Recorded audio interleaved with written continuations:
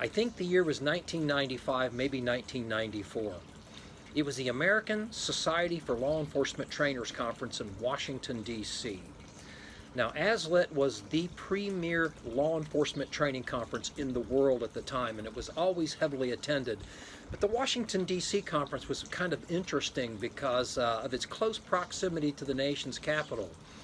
A lot more spies and special operators and, federal government types that wouldn't normally be at the conference, at least in large numbers, were in attendance.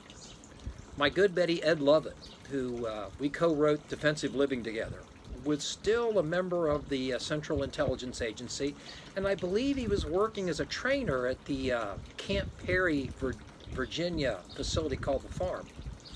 And I think that was why he was there. But because of his attendance and our friendship, I got the opportunity to meet some pretty interesting folks at that conference. I really don't know how, but somehow I ended up sitting at a bar. I know, hard to believe. But I ended up sitting at a bar between two gentlemen.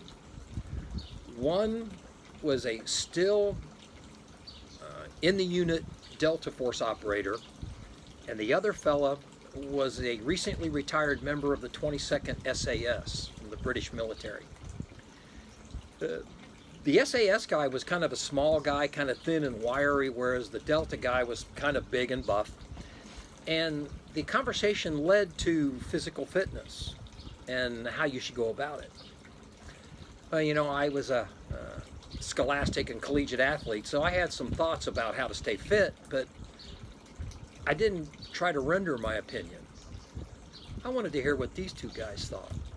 The Delta guy was pretty much into strength training and lifting weights, whereas the SAS guy was more into aerobic conditioning, rucksack runs through the outback and all that kind of stuff, and just enough strength to get the job done. And you can argue one side or the other. Don't care. Keep it to yourself. That's not the point of the video.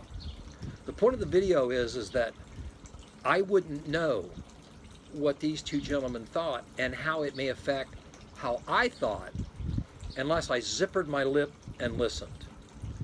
And boy, couldn't the internet use a little more lip zippering?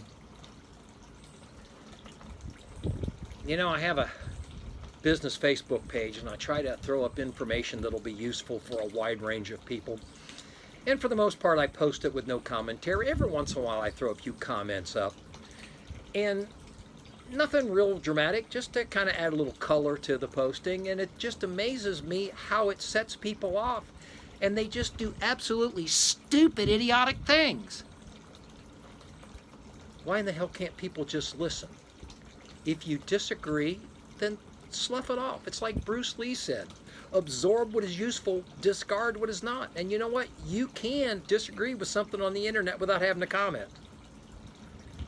But everybody's an expert. Everybody's got to be heard. I just kind of wonder if it's something to do with that generation that was always taught that they were awesome and they were wonderful. Man, that wasn't my generation. Growing up in the 50s and 60s, there was an awful lot of people that told me I wasn't remarkable at all. And to this day, I don't think I'm remarkable. I don't think my opinion is all that remarkable or special. I do have an opinion based on years and years and years of experience and research and training and all that kind of stuff. And I'll share it, but it's not the end-all be-all. I'll be the first to tell you that. It's just a way, not the ultimate way. But good God, people seem to have the ultimate way, don't they? And they want to tell you about it. I don't know what to make of it, other than the fact that every day I get closer to winding this business down, I'm more and more glad, because I can get away from all the tactical lugnut idiots out there that think they have the answer, but never take the time to listen to anybody else. Oh, yeah, they'll listen to their favorite instructors because they'll align themselves with a personal guy or maybe a group of instructors, and if that group of instructors doesn't like this group of instructors over here, well, then they'll attack that group of instructors over there, even though they may have something worth saying. But they'll never know because they don't listen. It's an unfortunate sign of the times. I read a book here just recently called The Death of Expertise, and I can't remember the author, but you can do a search on it. And it explained a lot of this current generation and the internet and social media and all that kind of stuff, and how it's kind of made people kind of stupid because no one's listening to anyone else. Everybody has the ultimate expertise, or their little group has the ultimate expertise, and maybe not. Maybe we should stop, take a deep breath, and listen to others, and then when we're done listening, decide whether it's useful or not. Nah, that ain't gonna work because too many of us are just too flippin' awesome for our own good. By the way, Basil Hayden.